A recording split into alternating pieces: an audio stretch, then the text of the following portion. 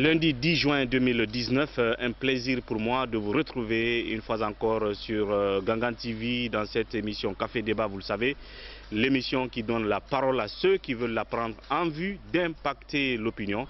C'est un plaisir pour moi une fois encore de vous retrouver et comme vous le savez, l'actualité du pays qui reste marquée par le débat houleux autour de cette affaire de constitution, changement ou pas. L'adversité va crescendo et finalement qui frise avec les menaces, avec bien entendu cette réponse musclée de la mouvance à travers un communiqué fleuve lu sur les médias d'État suite à la publication par le Front de défense de la Constitution d'une certaine liste de personnalités défendant ce changement de Constitution qu'ils auraient déposé auprès de la Cour de la CPI. Et puis en retour, la mouvance qui sort elle aussi une liste. Et vous le savez, les derniers éléments de cette actualité, c'est bien sûr les sorties successives du ministre des Transports, Aboubakar Sylla, qui donc se dit personnellement engagé et partant pour ce changement de constitution. Il a fait cette déclaration au chef du RPG. Et puis, Mokhtar Diallo, président de NFD, qui aussi a fait cette déclaration. L'autre déclaration, cette fois-ci un peu va-t-en-guerre, c'est celle du ministre Bantamasso qui aurait donc demandé à ses partisans de traquer tous ceux qui relèvent de ce fameux front de défense de la Constitution jusque dans leur dernier retranchement pour le fait que justement ils se montrent comme des ennemis de la République. De tout ça nous parlerons dans cette émission, mais bien sûr celui avec qui nous faisons cette émission, il s'agit de Fodé Baldé qui est responsable de la communication digitale de l'UFR, l'Union des forces républicaines. Fodé Baldé, merci de nous retrouver dans cette émission. C'est un plaisir. Merci surtout de la disponibilité.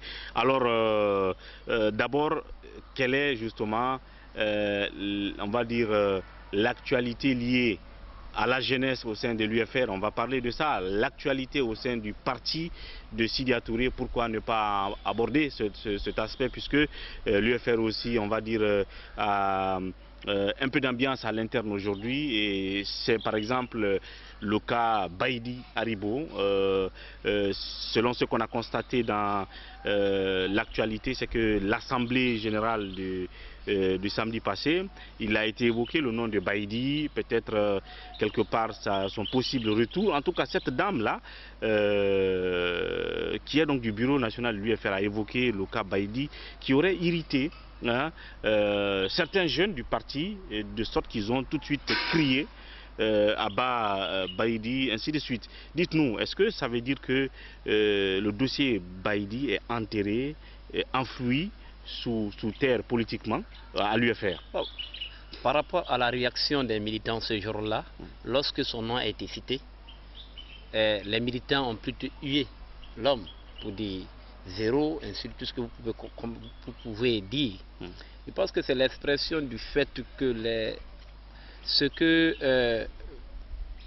il n'est pas aujourd'hui consommé par les militants. C'est ce que nous pouvons retenir à ce niveau-là. Il n'a pas été cité individuellement.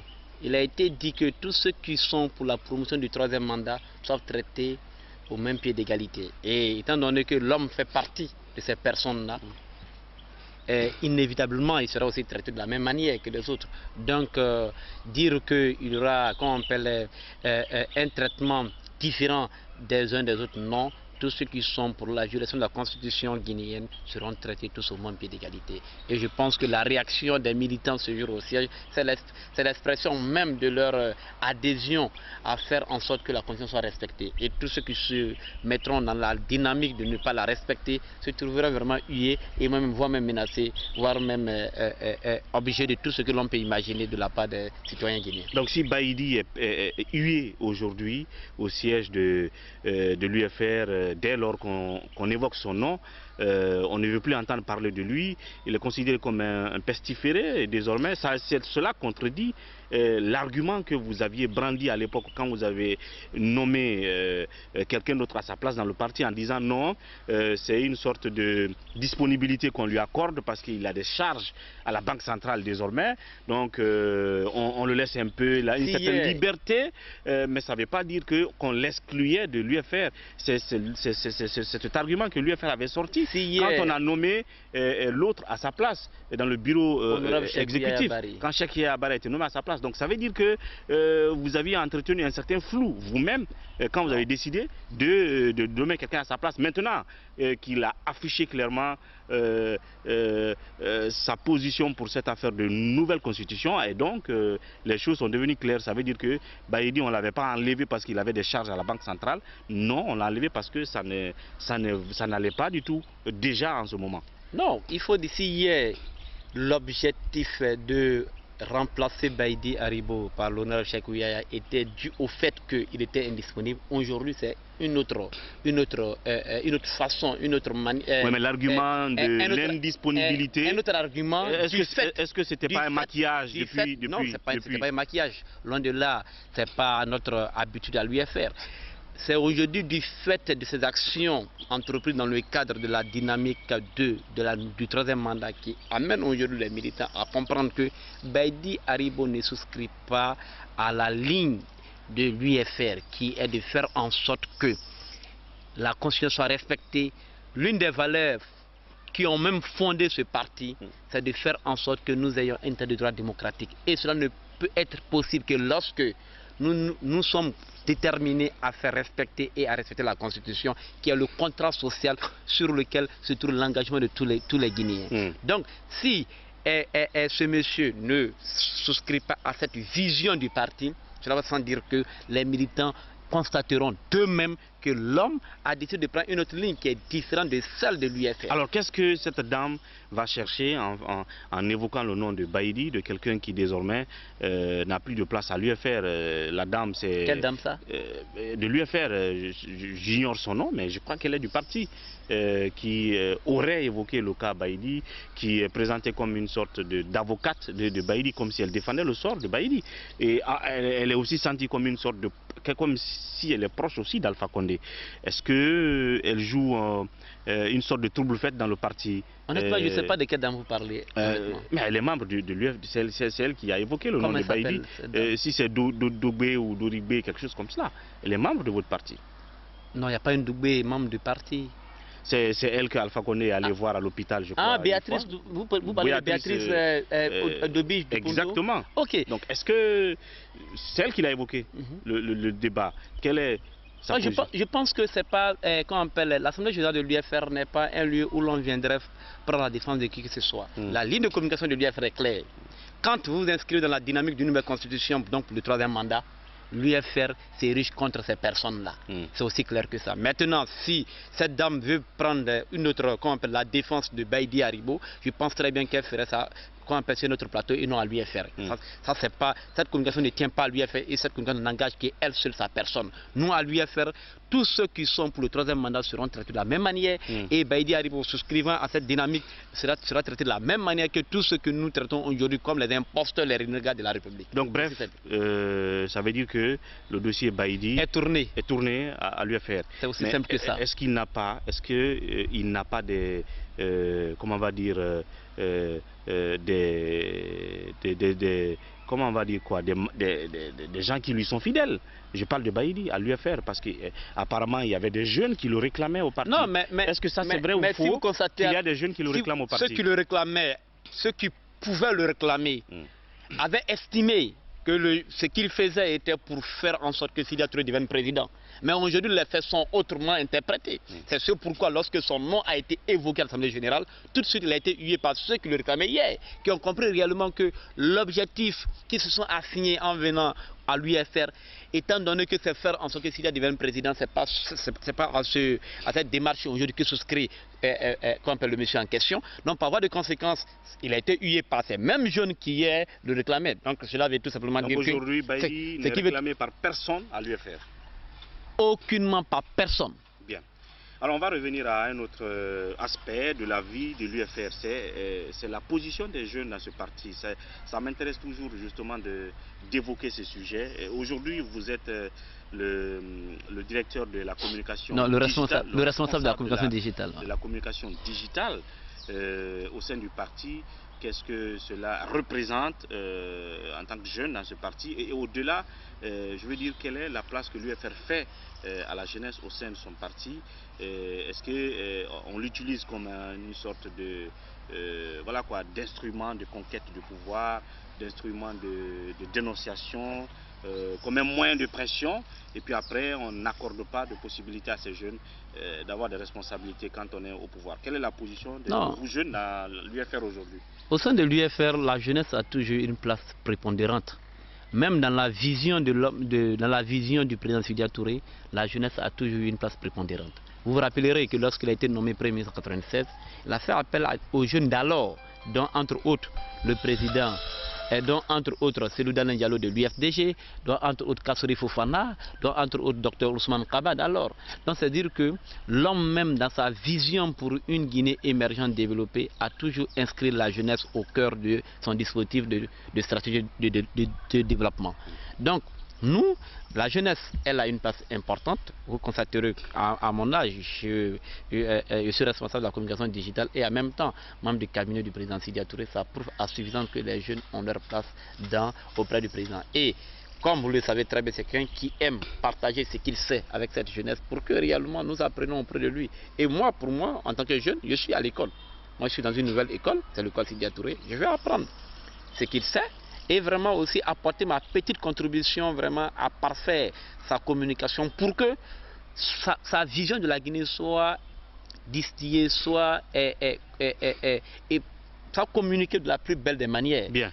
Alors, l'autre chose, qu'est-ce que la jeunesse de l'UFR a pensé du fait que les députés ont dû rester à l'Assemblée, y compris vos députés, n'est-ce pas, oui. Qui sont restés à l'Assemblée, oui. Malgré que vous dénoncez les velléités d'Alpha Condé de vouloir se maintenir au pouvoir par le fait qu'ils sont en train de promouvoir une nouvelle constitution ou de créer peut-être une sorte de rallonge pour son mandat s'il n'arrivait pas à passer par une voie légale.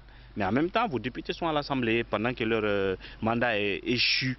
Alors, qu'est-ce que vous, jeunes, vous avez pensé de ça au sein du parti? Est-ce que vous avez émis une voix dissonante ou est-ce que vous avez tout simplement consommé ça comme on vous l'a servi? Non, ça n'a pas été consommé. Ça fait l'objet de débats internes. Houleux, je vous le dirai. Parce qu'il y avait deux écoles. Il y avait ceux qui estimaient qu'il ne fallait pas siéger. Il y a ceux qui estimaient qu'il fallait siéger. Et il y a eu un débat. Le débat a été ouvert à tout le monde et chacun a donné son point de vue. Mais ce qui a plus, les conclusions étaient les suivantes. C'est que nous sommes arrivés à la conclusion que on peut ne pas siéger. Dans ce cadre-là, l'institution Assemblée nationale n'existerait plus. Et par voie de conséquence, Alpha Condé peut légiférer par ordonnance. Et ça serait très dangereux pour notre pays. Et tirant les leçons des différents régimes où l'exécutif gère par ordonnance en Afrique, nous sommes arrivés à la conclusion qu'il ne fallait pas prêter, cette brèche à Alpha Condé. Encore que le débat relatif au fichier électoral devait être aussi porté à l'Assemblée nationale. Et encore, il y avait le code électoral qui était en jeu, où nous sommes vraiment intéressés, ce sont des questions qui nous intéressent à plus d'un titre. Nous avons estimé que voilà des raisons qui peuvent justifier notre présence à l'Assemblée nationale. Et ça a été, après le débat interne à l'UFR, il y avait un débat interparti entre notre groupe parlementaire qui est l'Alliance républicaine et le groupe parlementaire de l'UFDG, où nous sommes arrivés à la conclusion qu'il était important que nous siégeons pour ne pas qu'il y ait une crise institutionnelle comme il en a déjà au sein de la Cour constitutionnelle. Et c'est au regard de tout cela que nous avons estimé qu'il était nécessaire que nous siégeons. Et après, nous avons décidé ensemble de siéger. Cela ne voudrait pas dire que tout le monde était partant pour cette idée, mais la majorité ayant dominé, étant donné que nous sommes pour l'ancrage démocratique, et que l'objectif étant de faire en sorte que Alpha Condé n'ait pas la marge de manœuvre de l'exécutif et en même temps le législatif, nous avons estimé qu'il était nécessaire que nos députés siègent. Et aujourd'hui, c'est pas une contradiction, il n'y a pas un paradoxe dans la démarche. De l'autre côté, vous êtes en même temps membre du Front de défense de la Constitution, qui veut qu'on respecte les mandats, l'alternance, mais de toute façon, vous trouvez des arguments pour que des députés qui ont vu leur mandat échu restent à l'Assemblée. Et les jeunes du parti s'aligne derrière ces démarches-là. Même dans la pratique politique, vous constaterez avec moi que même dans des pays limitrophes, même en France, il arrive des moments où lorsque les mandats des députés arrivent à expiration et qu'il n'y a pas une nouvelle législature, que l'on continue, l'on demande à ce qu'on continue. Il y a la forme juridique qui est même prévue par la loi.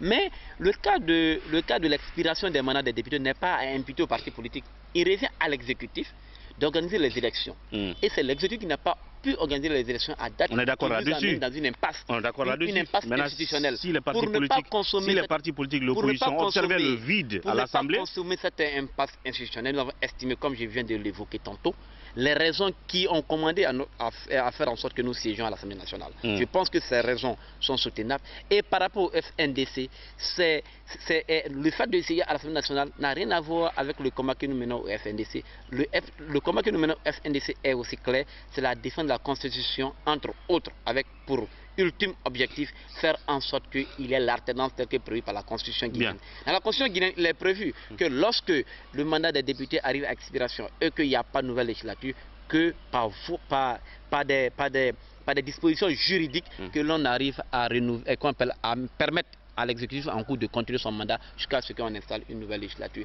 Mais cela ne voudrait pas dire que nous allons continuer ad vitam aeternam dans ce dispositif. Nous menons des démarches pour que réellement il y ait des élections législatives. Mais avec le fichier actuel, je ne pense pas que nous pouvons accepter une élection dans notre pays avec le fichier actuel, étant donné qu'on a plus de 1 578 388 fictifs, même si certains ne veulent pas entendre l'expression fictive, étant donné que ce sont des anomalies qui ont été révélées dans le fichier. Je pense qu'on ne peut pas admettre une élection avec ce fichier que nous avons aujourd'hui. Justement, on va aborder le sujet de ce fichier tout à l'heure, mais dans la deuxième partie de cette émission, justement, où nous parlerons des actions du FNDC en ce moment, mais aussi de la réaction de la mouvance vis-à-vis de ces activités du FNDC et puis des griefs que l'UFR continue à porter contre la CENI quant au mode de recrutement de l'opérateur qui doit procéder au recensement à venir en vue des élections législatives que nous attendons. Juste cette pause de 30 secondes, on revient vous retrouver. Merci de nous retrouver dans cette deuxième partie de Café Débat. Vous l'avez donc compris, l'invité c'est Fodé Baldé, il est responsable de la communication digitale de l'UFR. La parole donc à la jeunesse dans cette émission pour parler notamment de la vie de l'UFR, de la position, de la place que la jeunesse a dans la vie de ce parti. Comme vous l'avez compris, il vient justement d'en parler. À présent, on va aborder l'actualité brûlante. Je l'ai dit tout à l'heure, le pays reste marqué par ce débat interminable autour de la Constitution aujourd'hui qui mobilise les énergies de tous les deux côtés. Le FNDC auquel votre parti appartient a tout un tas d'activités aujourd'hui. Vous êtes en train d'installer des démembrements à l'intérieur du pays, du front, à l'extérieur aussi. On en a vu les branches du FNDC en France, aux États-Unis, ainsi de suite. Pendant ce temps, la mouvance aussi se déploie à l'intérieur du pays. On a vu la mobilisation qu'il y a eu à Cancan, qui semble d'ailleurs être minimisée par le FNDC, comme quoi il n'y a pas eu de mobilisation, mais déjà hier ils étaient en route pour Sigiri, et ici à Conakry il y a eu une mobilisation à Ratoma où on dit que Ratoma a aussi dit oui à la Constitution, et puis vous avez les deux ministres qui ont fait leur sortie pour dire qu'ils sont aussi doublement partants pour cette nouvelle Constitution. Aujourd'hui, dites-nous, le bras de fer, est-ce qu'il est en train de tourner un peu à une sorte d'animosité et que c'est les prémices d'une situation de violence et de conflit ouvert que nous craignons à ce rythme-là. Parce que quand vous écoutez Bantama dire il faut les traquer, il faut faire ceci, à l'intérieur du pays, à Zérékoré où on dit vous n'avez plus droit à manifester, est-ce qu'on peut dire que ça craint? Adi, nous basculons au fur et à mesure dans un régime dictatorial. Ça il faut le dire, c'est aussi net que ça. Honnêtement, j'ai peur pour mon pays. Pour nous autres qui avons fait un pays étranger qui est la Côte d'Ivoire, où ces mêmes propos ont engendré ce conflit ivoirien, quand on entend ces mêmes propos chez soi, on a peur. On a peur parce qu'il y aura des victimes Pas parce qu'on a peur pour affronter ce qu'ils veulent qu'on affronte. Non. Et nous sommes prêts à aller au charbon sur le désir comme ça. Mais nous avons peur parce que ce n'est pas cet avenir que nous voulons que cette génération, nos aînés, nous lègue comme héritage. Nous voulons au moins, étant donné qu'ils ont été incapables de nous donner la prospérité économique, au moins qu'ils nous laissent au moins les bases de la démocratie. Tout ce que nous attendons ici par la nouvelle constitution, l'objectif c'est le 3e mandat. C'est ça l'objectif.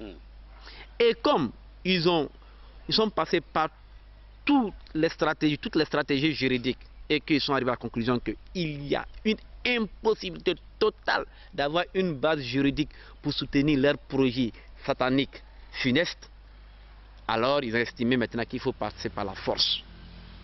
Comme pour dire que la fin justifiera les moyens. L'objectif étant d'arriver au 3e mandat, peu importe si les Guinéens meurent, peu importe s'il y a ceci, il y a cela. Mais comme nous, FNDC, nous souscrivons à un idéal qui est entre autres construire un état de droit démocratique, nous avons estimé nécessaire d'interpeller, puisque la Guinée se trouve dans un ensemble qu'on appelle l'ONU, CEDEAO, l'Union africaine. Nous avons estimé nécessaire d'interpeller la communauté internationale de ce qui peut advenir de la Guinée. C'est en cela qu'il y a eu des déclarations dans ce sens. Étant donné que la forfaiture en cours persistait, nous avons estimé qu'il était nécessaire de lister des personnes qui se listent dans cet exercice au succès peu probable. Donc, une liste a été envoyée à la Cour pénale internationale pour dire que si vous avez pour mission de juger les crimes contre l'humanité, voilà des personnes qui veulent qu'il y ait des crimes contre l'humanité dans notre pays. Alors il est bon de les interpeller. Après cette liste publiée, nous avons assisté à la sortie de Bantamasso. Et cette vidéo aussi a été transmise à la CPI pour dire que voilà, quand je regarde... Parce que les propos qu'il tient dans la vidéo sont graves. Sont d'une gravité extrême. Quand on demande à ce que les cadres de l'administration indécis se déterminent, quand on demande, parce que l'administration normalement elle devait être neutre. L'administration est neutre par principe. Par principe de service public, l'administration est neutre. Mais ce n'est pas ce à quoi nous assistons. Nous assistons à une politisation de l'administration. Et cela, nous ne pouvons l'accepter guère. À côté de cela, demander à ce qu'on traque tous ceux qui sont contre le 3e mandat, c'est l'expression de l'instauration de la violence politique dans notre pays. Il faudrait qu'on fasse attention. Je ne cesse de le dire. Il est mieux de soigner la fièvre que de chercher à casser le thermomètre. Parce que ce qui nous guette est très dangereux. Parce que, estimant, en distinguant des propos de haine, des propos de violence, Bantama ne fait que souscrire à ce qu'Alpha Condé a dit quand à sa dernière présence au siège du RPG, où il a demandé à ses militants de s'attaquer, de s'apprêter pour l'affrontement. Donc Bantama vient conclure ce que son patron est venu dire au siège. Mais je pense que ce sont des propos qui ne peuvent guère arranger la Guinée et même la sous-région. Et je pense que le bon sens aura le dessus au moment opportun. Mais pour l'heure, tous ces propos de Vataguin ne peuvent guère ébranler notre détermination à aller au charbon sur le désir pour que la démocratie puisse être respectée et l'alternance puisse être consommée en Guinée. Alors, je l'ai dit, entre-temps, vous avez quand même deux anciens partisans de l'opposition, dont l'ancien porte-parole Aboubacar Silla, aujourd'hui ministre d'État des Transports. Alors, après la déclaration de Kassouri disant que tous les ministres étaient d'accord pour pour la nouvelle constitution. On pensait plus ou moins qu'il y en a qui n'allaient pas se précipiter tout de suite dans ce débat. On y voyait Aboubacar Silla et Mouktar Diallo. Voilà qui se sont exprimés pratiquement dans les mêmes temps. L'un a fait aujourd'hui, l'autre hier.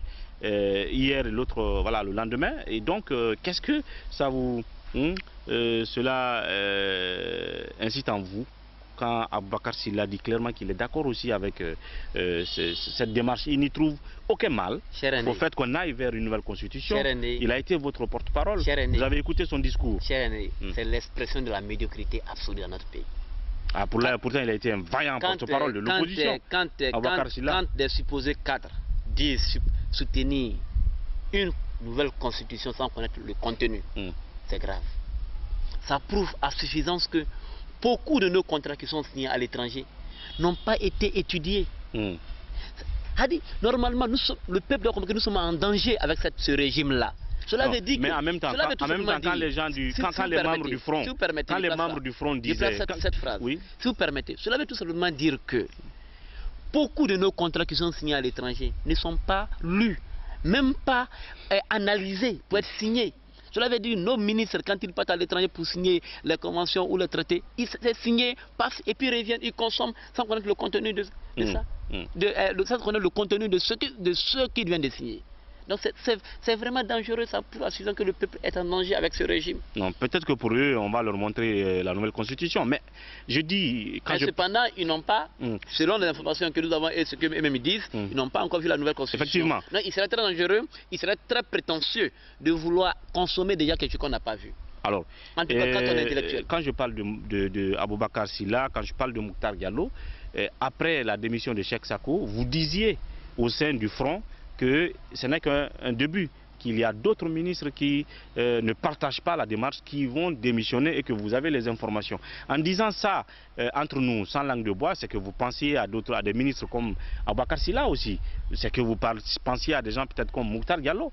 Alors si aujourd'hui ils font une sortie et disent clairement que nous sommes à 100% partants, qu'est-ce que ça vous dit? Est-ce que ça vous renvoie un mauvais signal comme quoi il y a des gens qui... Aucunement. Parce que c'est eux-là n'ont pas leur parti. Non, leur parti n'est pas fondu dans leur RPG. Au contraire. Alors est-ce que vous allez vous attendre? Au contraire. Vous allez vous attendre à la dissociation d'autres gens qui sont fondus dans le parti, qui ont le RPG dans le sang, alors que des gens qui sont arrivés tout récemment comme Mokhtar Diallo, comme Aboubacar Sylla, sont foncièrement d'accord avec cette démarche.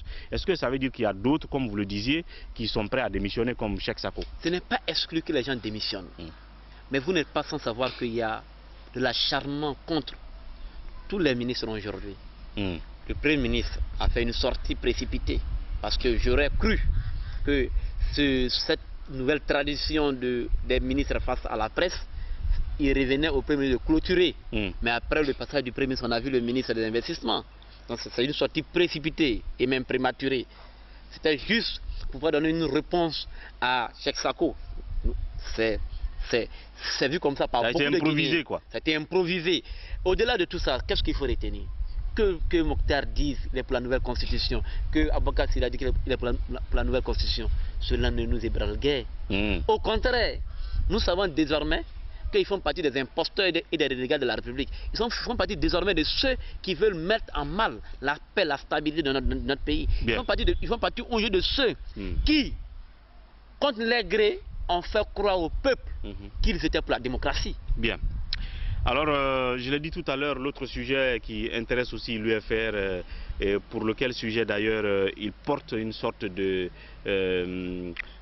grief et de suspicion, de doute sur le travail de la CENI, c'est le recrutement d'un opérateur pour le recensement du fichier, pour le nettoyage du fichier actuel avant d'aller aux élections. Alors quels sont une fois encore ces griefs? Parce qu'on a l'impression que l'UFR continue toujours à s'agripper à des accusations. Vous pensez que les choses sont en train de se passer mal aujourd'hui à la CENI pour le recensement, pour le recrutement d'un opérateur qui nous amènera vers le recensement intégral? Très bien. Vous savez, quand on fait un bref historique de la CENI, la naissance de la CENI en Guinée, c'est parce qu'il y a eu une méfiance entre l'administration, l'exécutif et les politiques. On a estimé qu'il fallait créer une institution indépendante, une commission indépendante, pour qu'on ait des élections transparentes, crédibles et acceptées de tous. Donc cette CENI a l'obligation de faire en sorte que les élections puissent être acceptées de tous. En faisant quoi? En travaillant de sorte à ce que les parties prenantes soient rassurées. Et ce n'est pas aujourd'hui le cas. Parce qu'il y a eu une retraite à Kindia. Vous avez constaté avec moi les conclusions de la retraite de Kindia ont été tout sauf une retraite qui peut permettre à quelqu'un de croire à un avenir promoteur pour cette institution. Et aujourd'hui, le discrédit vient du fait que nous avons estimé que pour le choix de l'opérateur technique qui est primordial dans le processus électoral, il était convenu que cela se fasse après avoir élaboré dans un cadre inclusif et participatif le cas des charges. Ça n'a pas été le cas. Et après, on nous fait savoir que... Il a été demandé à tous les commissaires à la CENI de proposer le nom d'un opérateur international qu'il connaît, qui répondrait aux critères. Non. Du moment où vous êtes commissaire de la CENI, vous ne répondez plus qu'on appelle au nom du parti qui... Non, je ne parle pas de parti politique. Voilà. Donc, je parle des commissaires. Il leur a été demandé en plénière de proposer le nom, d'un opérateur. Dialogue, les conclusions du comité de suivi. Et même après l'audit du fichier électoral, les groupes d'experts ont estimé que pour qu'il y ait une transparence, une crédibilité, qu'on appelle une volonté de confiance entre les acteurs pour que l'on puisse croire à cette institution qui est la CENI, il a été décidé qu'il y ait un cadre inclusif participatif pour élaborer les cahiers des charges de la CENI. Cela veut dire quoi? Il y a les deux blocs de l'opposition, la mouvance et l'institution qui est la CENI. Est-ce que vous pouvez en vouloir à la CENI de ne pas vous associer? Parce que depuis que Kébé est venu, il n'a toujours fait qu'associer les partis politiques. Non. Il va voir les partis politiques. Quand il y a un sujet, il associe les partis politiques. Récemment, vous avez fait le tour, vous avez défilé. Il vous a reçu successivement, la CENI. Ça, c'est du... Mais ce n'est pas sur tous les sujets techniques. Mais c'est pas sur tous les sujets techniques qu'on va vous associer. Non, ça c'est impératif. Sinon, on n'avancera pas. Ça c'est impératif. Le fichier électoral... Dans l'élaboration du cahier de charges, vous voulez qu'on vous associe? Mais c'est ce qui a été dit. Je vous dis... Qu'on vous montre le cahier de charges après ou qu'on vous associe à l'élaboration? Je vous évoque les conclusions du dialogue qu'on a eu avec cette institution. Bien. Il a été dit que pour l'élaboration du cahier de charges, il faudrait que ça se fasse dans un cadre inclusif et participatif. Donc vous pensez que cela n'a pas été fait? Et ça n'a pas été fait. Bien. Et pire encore, quand il a été question du choix de l'opérateur technique, il avait été dit qu'il y a un appel d'offres ouvert et non un appel d'offres présélectionné. Mais c'est ce que nous avons pu constater, que d'abord des entreprises ont été présélectionnées et que c'est à ces entreprises qu'on a envoyé des appels d'offres. Comment voudrez-vous que l'on puisse croire à la crédibilité de ça? Vous doutez. Et au-delà du fait que nous doutons du processus, même l'institution en train de jeter du discrédit sur sa personne. Bien. Pourtant, il y a quelqu'un de l'UFR qui est dans cette nouvelle CENI. Cette toute nouvelle CENI. Ça, il faut le rappeler. C'est Makanera qui est juriste, qui est responsable du département juridique et passation du marché. Donc quand on parle de marché, de recrutement, l'homme doit avoir un regard sur tout ça, même si on dit que dès lors qu'il a prêté serment, il n'est plus rattaché à l'UFR, mais tout le monde sait qu'en réalité, il doit défendre un peu une certaine position de son obédience politique, même s'il ne le fait pas ouvertement, mais ne serait-ce que pour les questions de principe. Lui, Makanera, homme de droit, et qui est responsable des questions de passation à la CENI, qui vient de l'UFR, comment ça peut se faire qu'il soit là-bas et que vous dites que la CENI est en train de contourner les procédures de passation de marché, de recrutement d'un opérateur? Pour terminer là-dessus, on n'a pas assez de temps. Je vous parle d'une institution qui est en train de jeter du discrédit sur sa personne. Je vous parle de la CENI. Que Makanera y soit ou n'y soit pas, cela moi m'importe peu. Donc, qui est venu de l'UFR. Ce qui m'importe le plus, c'est le fait que les conclusions assorties des différentes assises soient respectées. Donc déjà... Et que nous sommes en train de préparer une autre crise. Bien. Dans des crises. Et je pense que ce régime se plaît à créer des crises et des crises et des crises. Bien. Et pour terminer, ça veut dire que déjà, vous commencez à douter des gens que vous avez envoyés à la CENI il n'y a même pas 6 mois? Non, pas que nous doutons des gens que nous avons envoyés à la CENI. C'est l'institution elle-même qui se jette du discrédit. À laquelle appartiennent des gens qui sont venus des partis politiques. Est-ce que vous me comprenez? Ce n'est pas que les gens qui y sont ceci, cela. Je vous dis que les conclusions qui sont sorties des différentes assises auraient souhaité que nous soyons, il y ait un cadre inclusif participatif pour élaborer les cas des charges et qu'il y ait un appel d'offres international pour choisir l'opérateur technique. Si cela n'est pas fait, si Makanera est partie prenante de cette décision, mais ils sont tous coupables. Bien. C'est ce que je dis. Donc vous voulez dire que la CENI doit reprendre le processus? Et à cela, nous avons saisi la CENI par une lettre Pour qu'elle reprenne le processus. Nous avons demandé, et nous n'avons pas été le seul parti politique à saisir la CENI. Je pense très bien que l'UFDG en a fait de même. Nous avons saisi la CENI. Et même, je pense que l'UFDG a même saisi la Direction nationale des marchés publics pour faire comprendre qu'ils ne sont pas d'accord du fait. Et c'est ça. Donc vous demandez qu'on reprenne le processus. Il faut reprendre le processus parce que, honnêtement, le processus ne respecte pas les conclusions des différentes assises. Cela voudrait tout simplement dire qu'on a perdu notre temps s'asseoir pour avoir des conclusions qui ne sont pas respectées. Et cela n'est pas bon pour l'image de notre institution. Merci Fodé Baldé pour la disponibilité. C'est moi qui vous remercie. À très bientôt. Merci. À vous, merci de votre disponibilité. C'était tout pour ce numéro de Café Débat, évidemment, qui donnait la parole à la jeunesse, comme je l'ai dit tantôt, et notamment à l'UFR, ici, même au domicile du président Sidya Touré. On se retrouve prochainement pour un autre numéro de Café Débat. D'ici là, prenez soin de vous et au revoir.